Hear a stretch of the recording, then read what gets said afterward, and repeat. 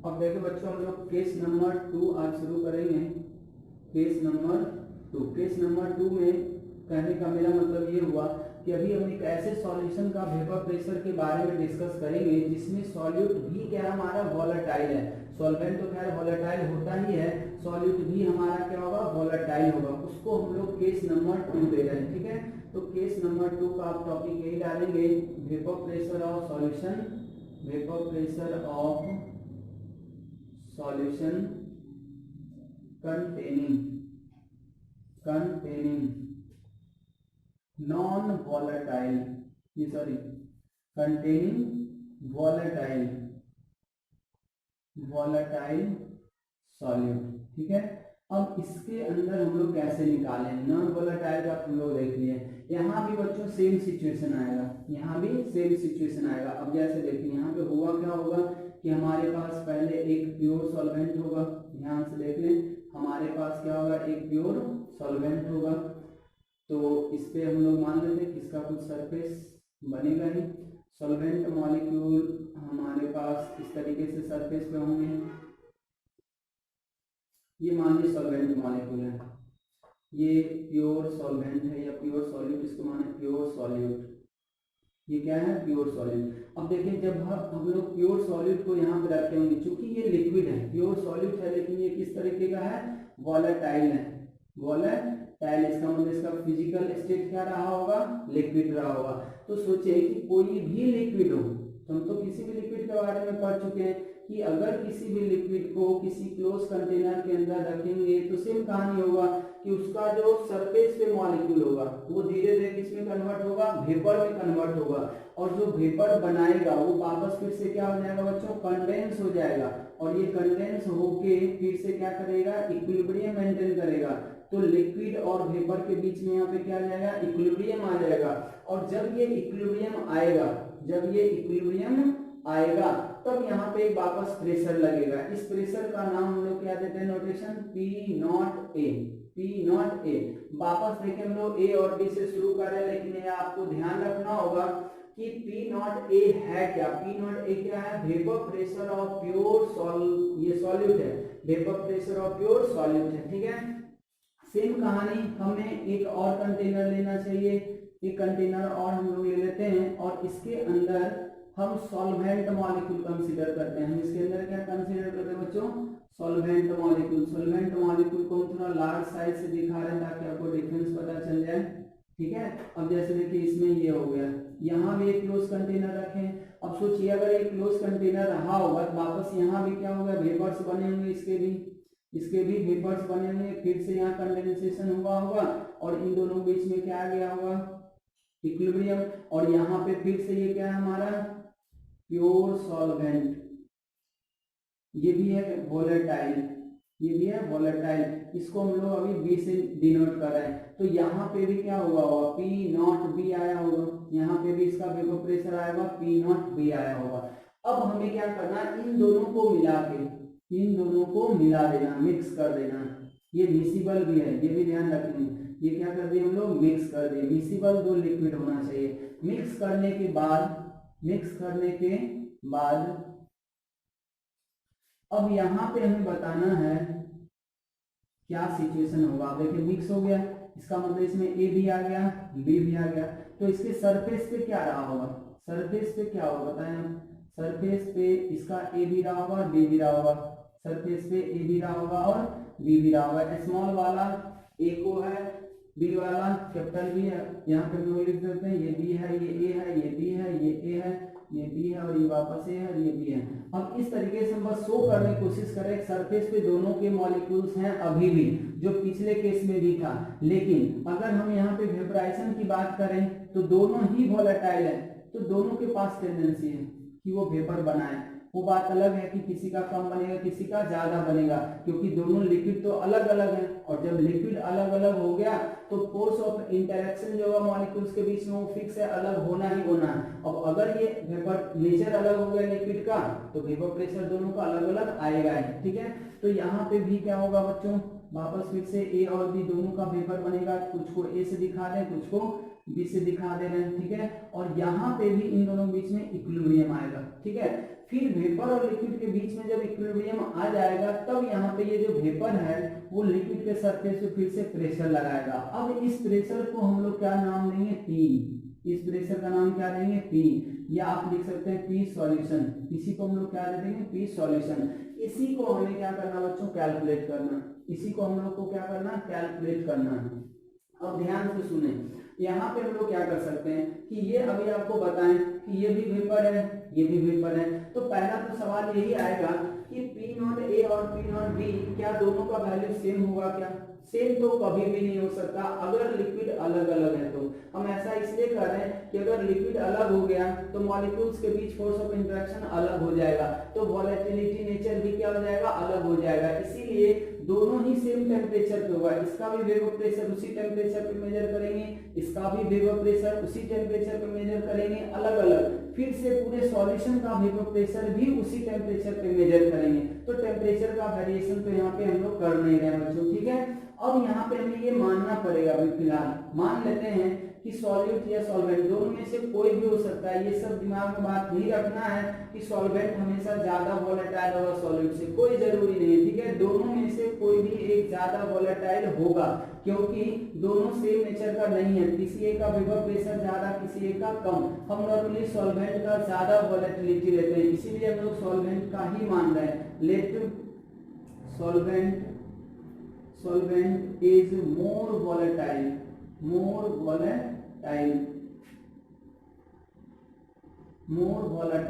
अगर ये सॉल्वेंट ज्यादा वोलेटाइल हो गया, इससे ये पता चल जाएगा कि पी नॉट बी मतलब सॉल्वेंट का जो प्योर वेपर प्रेशर होगा वो सॉल्यूशन के प्योर वेपर, ये सॉल्वेंट के प्योर सॉल्यूट के प्योर वेपर प्रेशर से क्या होगा बच्चों, ज्यादा होगा, ठीक है। इस तरीके का यहाँ पे एक सिचुएशन आ गया। अब यहाँ से और देखें अगर हम लोग, तो अब हमें ये जज करना है कि आखिर सॉल्यूशन का वेपर प्रेशर में क्या फर्क होगा। अब यहाँ से देखें, क्या अगर ये अकेला अगर टी टेम्परेचर पे पी नॉट प्रेशर लगाया, ये अकेला टी टेम्परेचर पे पी नॉट बी प्रेशर लगाया, तो इन दोनों को मिला लेंगे तो पी भी कितना होगा, ठीक है, या पी सॉल्यूशन कितना होगा, यही हमें क्या करना बच्चों यहाँ पे निकालना है। तो हम पहले ही बता चुके हैं कि कभी भी आपको किसी सॉल्यूशन का वेपर प्रेशर निकालना तो वो हमेशा किस लॉ से निकलता है, राउल्स लॉ से निकलता है। और राउल्स लॉ का स्टेटमेंट क्या बच्चों, राउल्स लॉ का स्टेटमेंट ये था कि कोई भी वोलेटाइल कंपोनेंट के कारण, किसी भी वोलेटाइल कंपोनेंट के कारण किसी सॉल्यूशन में अगर आपको वेपर प्रेशर निकालना है तो वो इक्वल होगा उसके मोल फ्रैक्शन का, तो हमें यहाँ पे देखना है कि ये जो P सॉल्यूशन होगा, इतना तो हम कंफर्म कर सकते हैं कि P सॉल्यूशन जो होगा डाल्टन्स लॉ पार्शियल प्रेशर के अकॉर्डिंग अगर कहें तो चूंकि ये गैसेस मिक्सचर हो गया और गैसेस मिक्सचर में जो प्रेशर होता है बच्चों वो इंडिविजुअल गैस के प्रेशर का क्या होता है, सम होता है। तो अगर हम लिखें इसमें वेपर फेज में कि इन वेपर फेज की बात करें, जब वेपर बन गया होगा तब अकॉर्डिंग टू डाल्टन्स लॉ, मतलब डाल्टन्स लॉ पार्शियल प्रेशर, ये पूरा नाम था, इसको हम लोग डाल्टन्स लॉ बोल रहे हैं। According to Dalton's law of partial pressure, PP of partial pressure, हम इतना तो जरूर कर सकते हैं कि पी सॉल्यूशन बराबर होगा P A plus P B. अब देखिए यहाँ पे नोटेशन, ये है पी नॉट ए और ये हो गया पी ए, ये है पी नॉट बी और ये हो गया पी बी। दोनों में बहुत ज्यादा फर्क है बच्चों। जब हम ए के ऊपर नॉट लगा देते हैं तो ये लिक्विड ए का ही वेपर प्रेशर होता है, लेकिन तब जब इसमें कोई चीज मिक्स नहीं किया हुआ था, मतलब ये प्योर था। पी नॉट बी जब लिखते हैं तो ये लिक्विड बी का ही वेपर प्रेशर है, लेकिन तब जब ये प्योर फॉर्म में होता है। लेकिन जब आप पी ए लिख देंगे तो इसका मतलब अभी भी लिक्विड ए का ही वेपर प्रेशर होगा, लेकिन तब जब उसके साथ कोई दूसरा प्रेजेंट है। उसी तरीके से बी जो है वो लिक्विड बी का ही वेपर प्रेशर है, लेकिन तब जब उसके साथ कोई और दूसरा लिक्विड प्रेजेंट है। तो डाल्टन्स लॉ पार्शियल प्रेशर से हम इतना तो कह सकते हैं, लेकिन अब आखिर ये निकलेगा कैसे? तो चूंकि ये वेपर प्रेशर है तो वेपर प्रेशर हम सॉल्यूशन का निकालें या किसी वोलेटाइल कंपोनेंट का निकालें, वो निकलेगा राउल्स लॉ से। तो अब लगाएंगे then according to Raoult's law, according to Raoult's law, Raoult's law. अब राउल्स लॉ को लगा के हम लोग क्या कर सकते हैं, पीए और पीबी निकाल सकते हैं। ठीक है, पीए बराबर क्या होगा, तब देखें पीए क्या है, तो लिक्विड ए के कारण वेपर प्रेशर निकालना है। तो लिक्विड ए के कारण, तो किसी भी वोलेटाइल कंपोनेंट के कारण जो वेपर प्रेशर होगा वो डायरेक्टली प्रोपोर्शनल होता है मोल फ्रैक्शन का। और प्रोपोर्शनलिटी कांस्टेंट जब निकाला गया कि ये पी नॉट ए आ रहा था, इनटू यहाँ पे क्या कर देंगे आप एक्स ए। एक्स ए क्या है, ए का मोल फ्रैक्शन लिक्विड फेज में, क्योंकि कुछ मोल ए रहा होगा कुछ मोल बी रहा होगा, तब मिलाए होंगे तब जाके सॉल्यूशन बना। इसका मतलब यहाँ पे ए का भी कुछ मास मोल रहा होगा, बी का भी कुछ मास या मोल रहा होगा, तो ऑब्वियस है मास मोल है तो मोल फ्रैक्शन भी होगा। सिमिलरली अगर हम लिखें, सिमिलरली अगर आप पीबी लिखें तो पीबी बराबर भी आप कितना लिखेंगे, इसी तरीके से इसका प्योर वेपर प्रेशर इनटू क्या कर सकते हैं हम लोग, XB, pure vapour pressure into XB. अब जैसे देखिए यहाँ पे भी आपको यही पता चल रहा है कि जब सॉल्यूट, ये जब लिक्विड प्योर था तो उसका vapour pressure P not a था, लेकिन जैसे उसमें आप कुछ भी मिला रहे, चाहे वोलेटाइल मिलाते या नॉन वोलेटाइल मिलाते, जब भी इसमें कुछ चीज मिलता है तो उसका वेपर प्रेशर वापस पहले से क्या हो गया, घट गया। कितना टाइम्स घटा है, तो जितना उसका मोल फ्रैक्शन होगा लिक्विड फेज में, लिक्विड फेज के मोल फ्रैक्शन टाइम्स घट जाता है, तो वो यहाँ भी घटा और ये यहाँ भी घटा है। ठीक है, अब देखिए पी ए अलग से निकल गया, पी बी आपको अलग से निकल गया, तो क्या अब पूरे सॉल्यूशन का वेपर प्रेशर नहीं मिल जाएगा, देयरफॉर पी एस, इसको हम शॉर्ट कर रहे हैं, पी एस मतलब सॉल्यूशन का वेपर प्रेशर, ये P A plus P B था, इसी को अगर हम आगे बढ़ा देते पी एस बराबर क्या हो जाएगा, पी ए का value according to Raoult's law कितना आ गया है, एक्स ए प्लस कितना हो जाएगा, P not B into X B. तो ये हमारा एक यहाँ पे फॉर्मूला हो गया। अब देखो बच्चों यहाँ के लिए मेन फॉर्मूला हमारा यही होगा, वोलेटाइल सॉल्यूट और वोलेटाइल सॉल्वेंट का जब भी सवाल बनाएंगे तो इसी फॉर्मूले को यूज आपको करना है। ठीक है, हम देखें इसी कंपोनेंट, इसी फॉर्मूले से हम पीछे वाले फॉर्मूले पे भी जा सकते हैं, क्योंकि ये तो सारे वोलेटाइल के लिए फॉर्मूला है। अगर कोई कह देता है कि एक वोलेटाइल नहीं है, मतलब सॉलिड वोलेटाइल नहीं है, तो सॉलिड वाला टर्म यहाँ से क्या हो जाएगा, गायब हो जाएगा। तो आप पीछे जाके देखेंगे तो वहां पे लिखा होता है पी एस बराबर P not B into X B. तो अगर आप इसको याद रखते हैं तो आपको पीछे में कनेक्ट करने में भी आसानी होगा। तो यहाँ तक तो हमको लगता है सबको समझ में आ गया होगा। अब वापस हम इसी फॉर्मूले को अलग अलग फॉर्मेट में और भी लिख सकते हैं। तो ये देखें प्योर सॉल्यूशन का, ये सॉल्यूशन का वेपर प्रेशर है। पहले हम यहाँ पे टर्म अब लिखेंगे, इस पूरे एक्सप्रेशन में या जो भी अभी हमारा डिस्कशन हुआ है उसमें क्या क्या चीज निकल के आया। पहला तो एक तो ये भी बात ध्यान रखना, वोलेटाइल कंपोनेंट का ज्यादा होगा। और जब आप सॉल्यूशन का निकालेंगे तो आपको हम यहाँ पे बता रहे हैं कि ये जो पीएस का वैल्यू आएगा, पीएस का जो वैल्यू आया होगा वो क्या होगा कि प्योर लिक्विड, क्योंकि ये दो लिक्विड के कारण आया जब एक दूसरे में मिक्स कर दिए तब, तो ये जो वैल्यू होगा वो जो ज्यादा वोलेटाइल कंपोनेंट था, तो ज्यादा वोलेटाइल कंपोनेंट बी था तो बी के वेपर प्रेशर से कम रहा होगा। ठीक है, और ए के वेपर प्रेशर से क्या होगा बच्चों, ज्यादा होगा, क्योंकि एक तरह से ये एवरेज का कंसेप्ट है, और एवरेज जब भी होता है तो प्योर वाले वैल्यू के बीच का ही आएगा।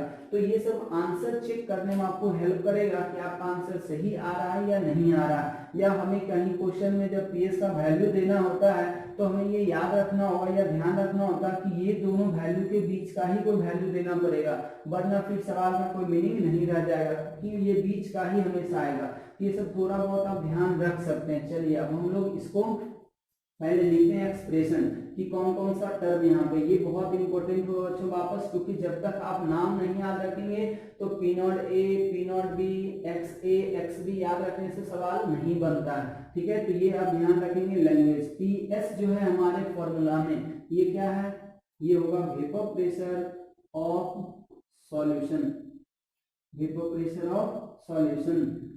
पी ए क्या है, पी ए क्या है जो भी यहाँ पे लिखा हुआ, ठीक है, पी ए, इसको हम लोग बोलेंगे vapour pressure of solute A, solute ए।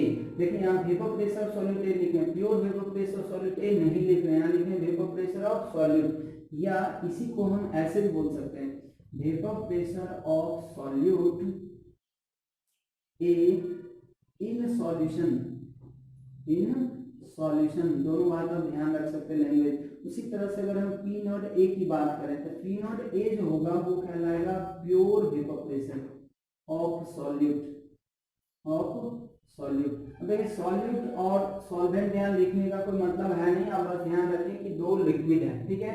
हम चूंकि ए सॉल्यूट माने इसलिए बार बार सॉल्यूट लिख रहे हैं, लेकिन आपको ये ध्यान रखना है कि इनमें से किसी एक लिक्विड का ये कंपोनेंट है, किसी दूसरे लिक्विड के लिए ये फैक्टर है, दोनों लिक्विड को जोड़ दें। कोई जरूरी नहीं एक सॉल्यूट को पहले जोड़े सॉल्वेंट को, दोनों को अलग अलग जोड़ दें। सिमिलरली अगर कोई पीबी लिखता है तो वो क्या लिखेगा वेपर, देखिए यहाँ पे फर्क है, ये लिखा है प्योर वेपर प्रेशर, ये सिर्फ लिखा हुआ वेपर प्रेशर, ठीक है।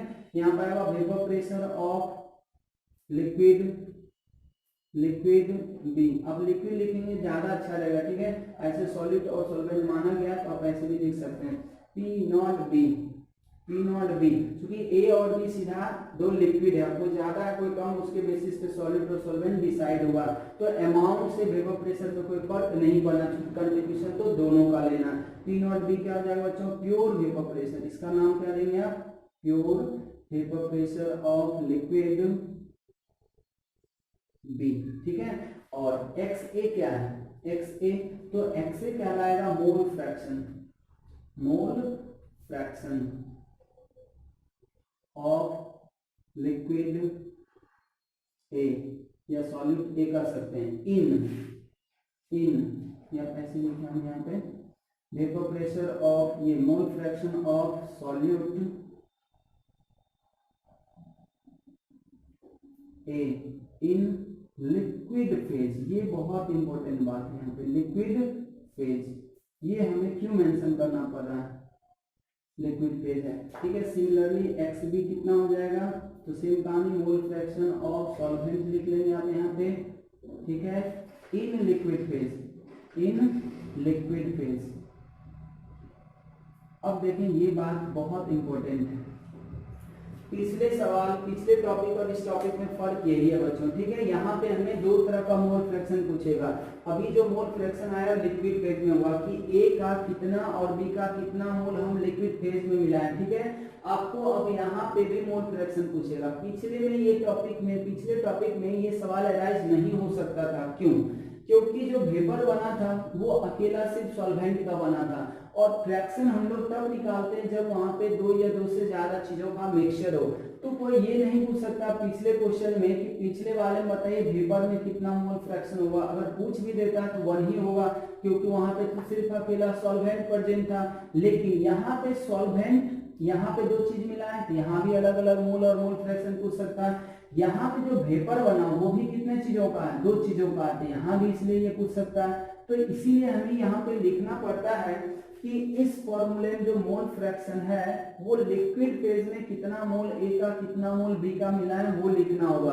अगर कभी सवाल पूछता कि वेपर में बताइए कितना गया है, ए का अगर 2 मोल यहाँ पे लिए, बी का 3 मोल लिक्विड मिला है, तो मोल फ्रैक्शन आ जाएगा 2/5 और 3/5। अब 2 मोल में से ही ना कुछ मोल ए का वेपर बनाया होगा, 3 मोल बी का ही ना कुछ मोल वेपर बनाया होगा। तो अब यहाँ पे निकालना होगा कि कितना वेपर प्रेशर आएगा। तो यहाँ पे वेपर प्रेशर निकालने के लिए बच्चों हम लोग डाल्टन्स लॉ पार्शियल प्रेशर को यूज करेंगे, तो वो हम आगे बताते हैं आपको कैसे करना। फिलहाल इतना टर्म सबको समझ आ जाना चाहिए। ये लैंग्वेज सबसे इंपॉर्टेंट है, फॉर्मूला बहुत आसान है, गलती लैंग्वेज में होता है, ठीक है। आप ध्यान से पकड़ेंगे सवाल में कि कौन सा वैल्यू किसका दिया हुआ है, ठीक है। और ये सवाल आपको डायरेक्ट पता भी चलेगा, क्यों पता चलेगा, क्योंकि यहाँ पे दोनों का वेपर प्रेशर दिया हुआ रहेगा, तो समझ जाएगा आप लोग कि दोनों ही क्या है, वोलेटाइल है, ठीक है। तो ये फॉर्मूला लगाना, इस फॉर्मूले को हम थोड़ा सा और इलोंगेट कर रहे हैं, ठीक है। इसमें अभी देखें सॉलिड का भी है, सॉल्वेंट का भी मोल फ्रैक्शन है। इस फॉर्मूले को हम एक बार सॉलिड के टर्म में लिखेंगे, एक बार प्योर सॉल्वेंट, ये सॉल्वेंट के टर्म में लिखेंगे मोल फ्रैक्शन। तो ये हम यहाँ पे हटा रहे हैं, ये पूरा सिचुएशन आपको समझ में आ गया होगा।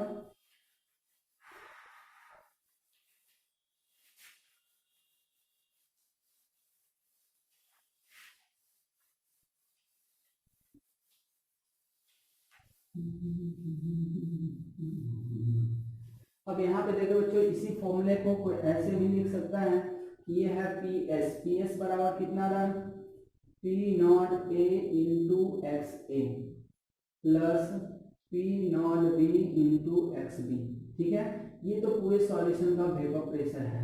ठीक है, ये पूरे सॉल्यूशन का अभी भी पूरे सॉल्यूशन का ही रहेगा। अब यहाँ पे लिखना चाहे तो ये लिखना चाहे तो यही लिख लें, x A plus x B बराबर 1। ऐसे ये बहुत बार सबको पता भी है, बहुत जगह पे पढ़े कि मोल फ्रैक्शन का सम हमेशा 1 होता है। तो इसी फॉर्मूले को यूज करके हम इसमें सिर्फ एक बार एक्स ए रखना चाहेंगे, एक बार एक्स बी रखना चाहेंगे।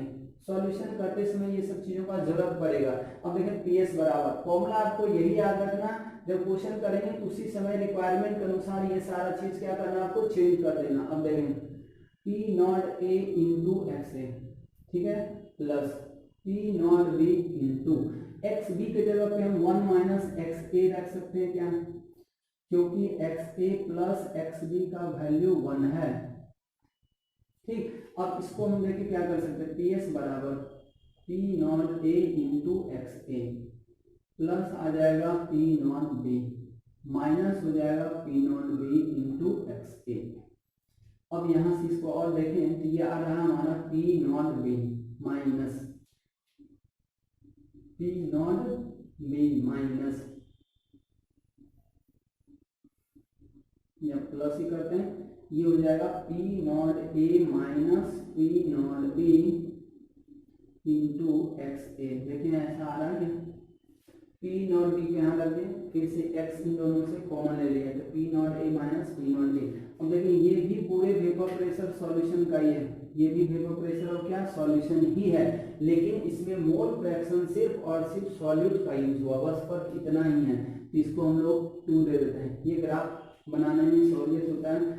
ऑल्सो अगर हम ए को इससे एलिमिनेट करके सिर्फ बी रखना चाहें तो ये पी एस बराबर कितना हो जाएगा बच्चों, पी नॉट बी प्लस, ठीक है, एक्स एक जगह पे क्या रख देंगे आप 1 माइनस एक्स बी, और ये आ जाएगा P not B into X B. इसका एक सीक्वेंस ये आपको दिखेगा, पहले हम लिख लें पी एस बराबर ये आ जाएगा पी नॉट बी, ठीक है, फिर इसको माइनस कर देंगे P not B into X B, फिर ये प्लस आ जाएगा P not B into X B, ठीक है। अब इसको और अगर आप देखें फिर से तो ये पी एस बराबर कितना आ गया, अब देखिए यहाँ से ये तो ऐसा ही रह जाएगा, तो ये पी नॉट बी ही रह जाएगा, इसको प्लस कर दें तो प्लस करेंगे तो यहाँ से आ जाएगा पी नॉट, ये पी नॉट ए है, ठीक है बच्चों, पी नॉट ए था, तो ये आ गया पी नॉट ए। अब देखिए ये तो आ गया, अब इन दोनों को ले एक्स भी कॉमन हम लोग ले सकते हैं, तो ये आ जाएगा पी नॉट बी, ये क्या आ जाएगा पी नॉट ए इंटू क्या आ जाएगा एक्स बी। अब इसको भी देख लें, ये हमारा इक्वेशन नंबर 3 हो गया। ये भी पूरे सॉल्यूशन का ही वेपर प्रेशर है, ये भी पूरे सॉल्यूशन का ही वेपर प्रेशर है, लेकिन किसके टर्म में है, ये बी के टर्म में। अब अगर इससे देखेंगे तो मिला है, यहाँ पे बी है, A B B A B, मतलब एक दूसरे का क्या होता है रेसिप्रोकल, ये उल्टा चलेगा, जहां सब शुरू करेंगे अगर इसमें मिलाएंगे तो बी ए आ रहा है, ए बी आ रहा है। तो आप इस तरीके से याद भी रख सकते हैं कि अगर इसमें अगर हम लोग सिर्फ एक के टर्म में लिखेंगे तो सीक्वेंस क्या होगा, अगर आप एक्स से रखना चाहेंगे तो शुरुआत आपको बी से करना, ठीक है, बी से शुरू करते हुए अल्टरनेट चले जाना, तो इस तरीके से वेपर प्रेशर का डिफरेंस है। खैर उतना याद रखने का जरूरत हम नहीं समझते हैं, ठीक है, आप सीधा ये एक्सप्रेशन याद रखें, ये एक्सप्रेशन समझते सबको याद हो जाएगा, ठीक है। अगर ये एक्सप्रेशन याद है तो 1 सेकंड के अंदर ये सारा एक्सप्रेशन निकल जाएगा, ठीक है, ये एक्सप्रेशन आप याद रखें। अब इसका और इसका तीनों का हम लोग क्या करेंगे बच्चों, ग्राफ ड्रॉ कर सकते हैं, तीनों एक ही एक्सप्रेशन है, ये भी पूरे सॉल्यूशन का वेपर प्रेशर, ये भी पूरे सॉल्यूशन का वेपर प्रेशर, ये भी पूरे सॉल्यूशन का वेपर प्रेशर, इसमें कोई अंतर नहीं है, बस अंतर ये है कि जब इस फॉर्मूले को यूज करके आप निकालेंगे तो उसमें आपको मोल फ्रैक्शन सॉल्यूट का सॉल्वेंट दोनों का है, ठीक है, इसमें सिर्फ सॉल्यूट का मोल फ्रैक्शन यूज हुआ है, इसमें सिर्फ सॉल्वेंट का मोल फ्रैक्शन यूज हुआ है, तो तीनों ही expression vapour pressure of solution को ही दिखा रहा है। अगर वेपर प्रेशर ऑफ सॉल्यूशन निकालने के लिए देगा तो आपको ये फॉर्मूला यूज कर लेना। अगर सिर्फ कहता है कि सॉल्यूशन में बताइए सॉल्यूट कितना वेपर प्रेशर लगा रहा है, तो ये वाला फॉर्मूला होगा, जितना उसका प्योर था उसके मोल फ्रैक्शन से मल्टीप्लाई कर दें। सॉल्वेंट कितना प्योर वेपर, ये सॉल्वेंट कितना लगा रहा होगा अकेला, तो अकेला वो कितना लगाएगा, जितना उसका प्योर दिया हुआ होगा उसका मोल फ्रैक्शन टाइम्स वो अकेला लगाएगा।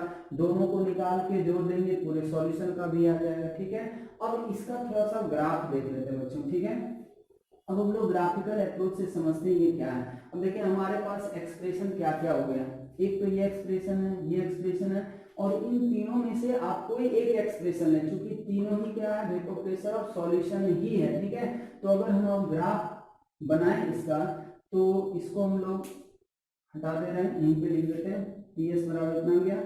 सो फाइनली मैं ऐसे लिख दे रहे हैं यहाँ पे, सो फाइनली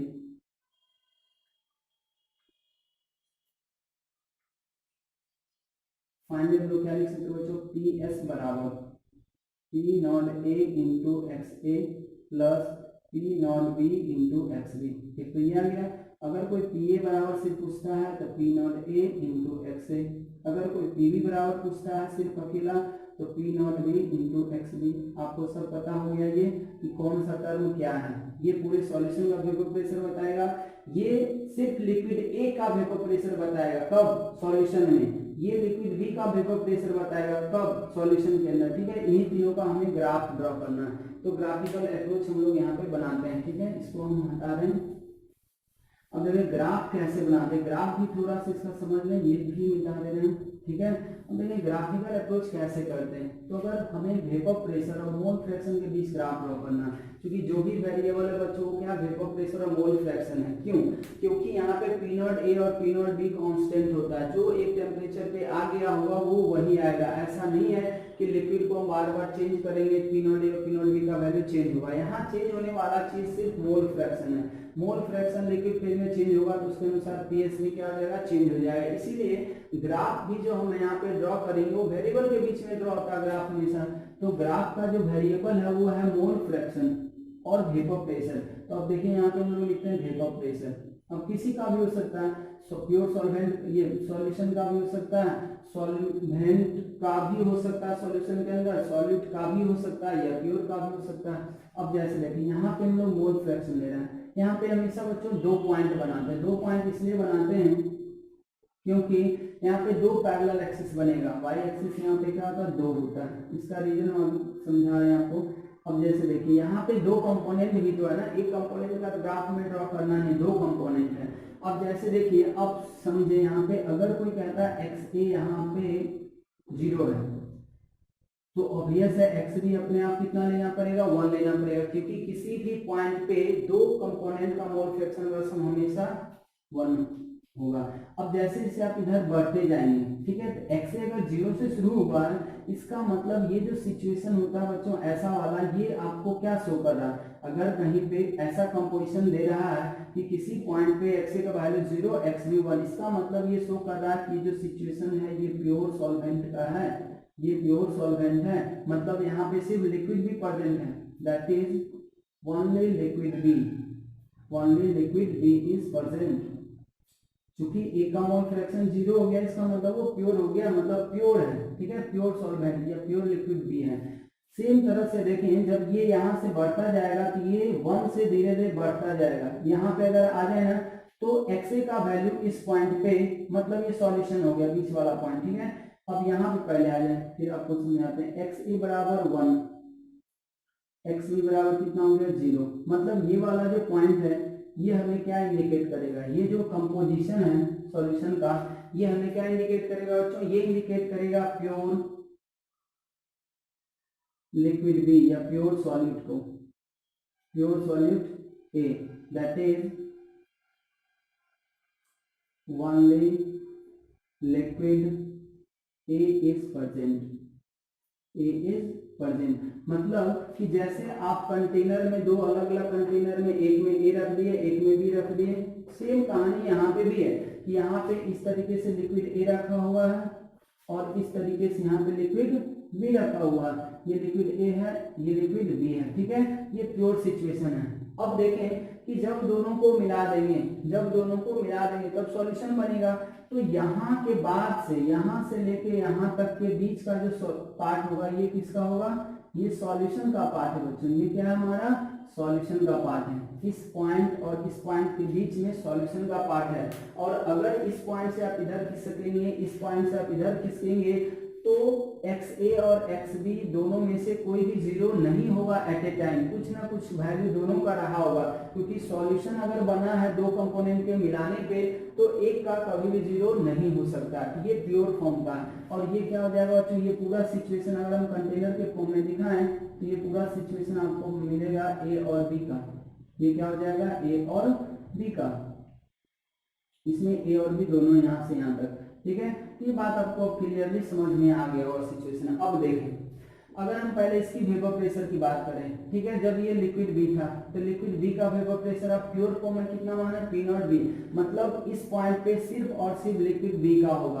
तो लिक्विड B का वेपर प्रेशर मान लें यहाँ पे, ये है सिचुएशन P0B का, ये थोड़ा सा आप यहाँ पे मान P0B कहीं भी माने, ठीक है। अगर आप यहाँ पे आते हैं XA बराबर 1, XB बराबर 0, तो ये लिक्विड A है, तो लिक्विड A का वेपर प्रेशर कितना है P0A, प्योर फॉर्म में, प्योर फॉर्म में कितना P0A है। तो अब इसको कहाँ पे माने, इसको हम कहाँ पे माने, क्या इसको यहाँ पे दिखा रहे क्या, नहीं। अब आपका एजम्पशन क्या है, उसके अनुसार ये ग्राफ बनेगा। आपका एजम्पशन क्या है कि कौन ज्यादा वोलेटाइल था, या P0A और P0B में किसका वैल्यू ज्यादा है। तो हम पहले आपको बता रखे हैं कि P0B को हम ज्यादा वोलेटाइल ले रहे हैं, अगर इस पॉइंट पे है तो इससे तो कम वैल्यू रहा होगा, इसका मतलब इस लेवल से कहीं ना कहीं इसको कम ही दिखाना होगा। तो मान लीजिए हम यहाँ दिखाते हैं, ये है P0A, आप ऊपर भी इसको दिखा सकते हैं, इसको नीचे, दोनों में से कुछ ना कुछ डिफरेंस जरूर रहेगा, अगर अलग अलग लिक्विड है तब की बात है। चलिए अब हम क्या करते हैं बच्चों, पहले हम इसका ग्राफ ड्रॉ करके आपको बताते हैं, PA का, किसका ग्राफ ड्रॉ करते हैं PA का। अब देखिए यहाँ पे क्या है PA, XA बराबर अगर 1 पुट करते हैं, देखिए XA बराबर 1 कहाँ पे है, इस पॉइंट पे XA बराबर 1 हो गया, तो PA का वैल्यू P0A, इसका मतलब ये मैक्सिमम वैल्यू है लिक्विड का, लिक्विड A का, ठीक है, जब वो प्योर स्टेट में था तब। लेकिन जैसे जैसे करके आप उसके अंदर B को धीरे धीरे धीरे धीरे करके ऐड करना शुरू करेंगे, तो वेपर प्रेशर A का धीरे धीरे करके घटना शुरू हो जाएगा। जैसे देखें, अगर आप धीरे धीरे ऐड करेंगे, धीरे धीरे ऐड करने का क्या मतलब हुआ, हम इधर जा रहे हैं, A का मोल, ये सॉरी B का मोल हम ऐड कर रहे हैं, तो B का मोल ऐड कर रहे हैं मतलब हम इधर से इधर आ रहे हैं, क्योंकि हमारे पास अभी प्योर लिक्विड A था। अब इसके अंदर हम धीरे धीरे करके क्या कर रहे हैं बच्चों, B को ऐड करना शुरू किए, तो B को ऐड करने का मतलब हम इस पॉइंट से इधर जा रहे हैं, लेकिन B यहाँ 0 पे था, ऐड करेंगे, ऐड करते करते करते करते वो प्योर फॉर्म में चला जाएगा, ठीक है। मतलब ऐसा एजम्पशन है, ऐसा एजम्पशन है, सॉल्यूशन हम लोग बना रहे हैं। तो जैसे जैसे आप B को ऐड करते जाएंगे वैसे वैसे इसका वेपर प्रेशर क्या हो जाएगा बच्चों, घटता जाएगा, इसका वेपर प्रेशर घटता जाएगा। मतलब जैसे जैसे आप B को ऐड करेंगे उसके रिलेटिवली A का अमाउंट धीरे धीरे कम होगा, और अगर A का अमाउंट कम होगा तो A का वैल्यू अपने आप घटता चला जाएगा। तो यहाँ का जो ग्राफ होगा जो धीरे धीरे आप B इतना ऐड कर दो, मतलब A का एग्जिस्टेंस ही नहीं है, B इसके अंदर इतना ज्यादा हो गया A के रिलेटिवली कि A बेचारा दब गया उसके अंदर, ठीक है। अब वो लगता ही नहीं कि वहां पे A है भी, इसका मतलब ये इस पॉइंट पे पहुंच गया। तो ये ग्राफ जो बच्चों वो यहाँ से लेके आपको यहाँ तक चला जाएगा, ठीक है। ये स्ट्रेट लाइन ग्राफ ये ऐसा चला गया। अब ये जो ग्राफ बच्चों किसका पता है, PA का है, PA का है, और जिसका एक्सप्रेशन कितना था P0A इंटू XA, ये इस एक्सप्रेशन को फॉलो कर रहा है।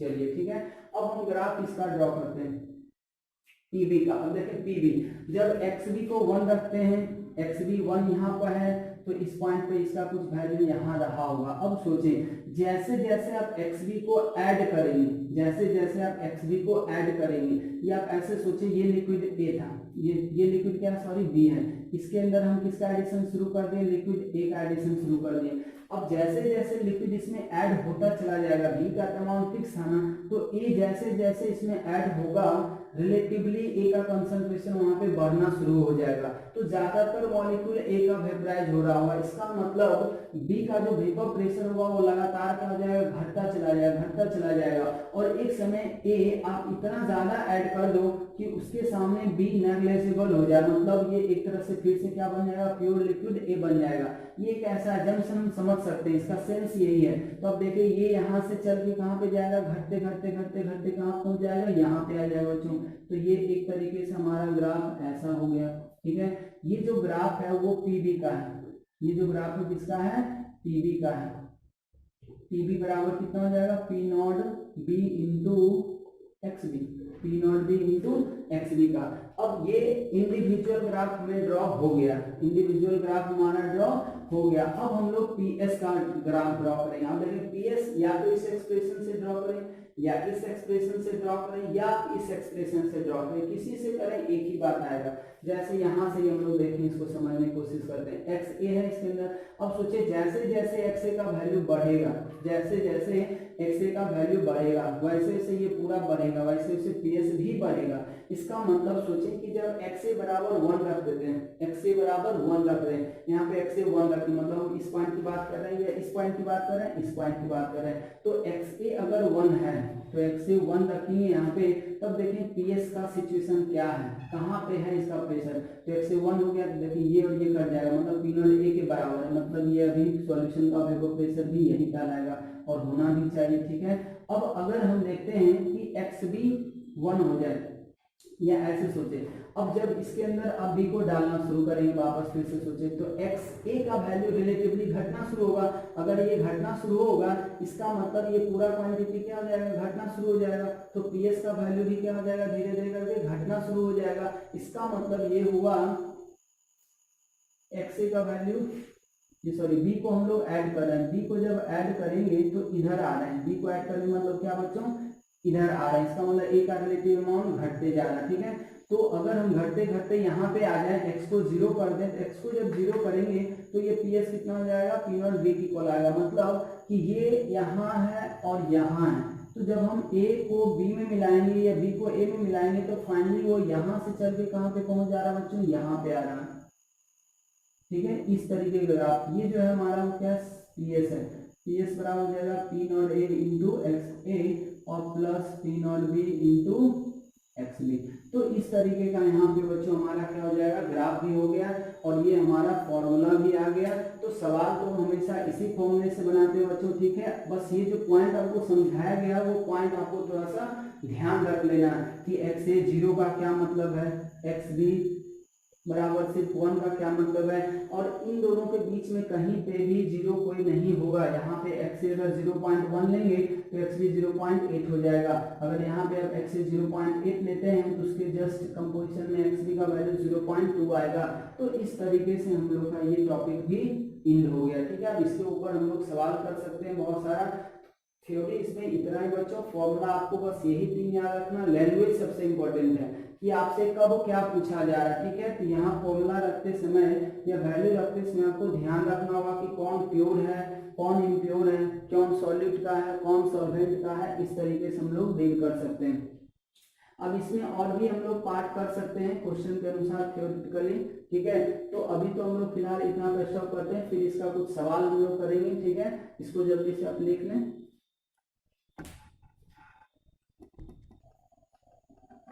देखो बच्चों, जो भी अभी हम लोग पढ़े हैं उसके ऊपर ये क्वेश्चन है, ठीक है। 5 क्वेश्चन है, आप इसको बना लें, ठीक है।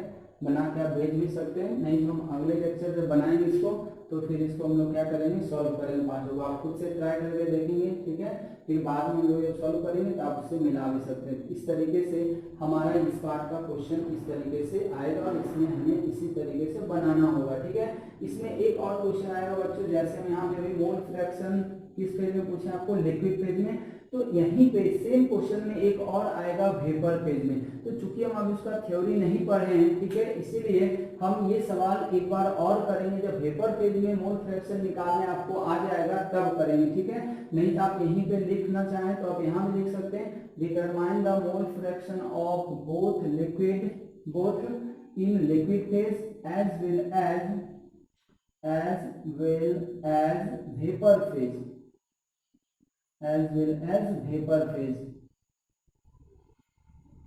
वेपर फेज में भी निकाल सकते हैं, लेकिन इसका अभी हम लोग थ्योरी पढ़े नहीं है, ठीक है।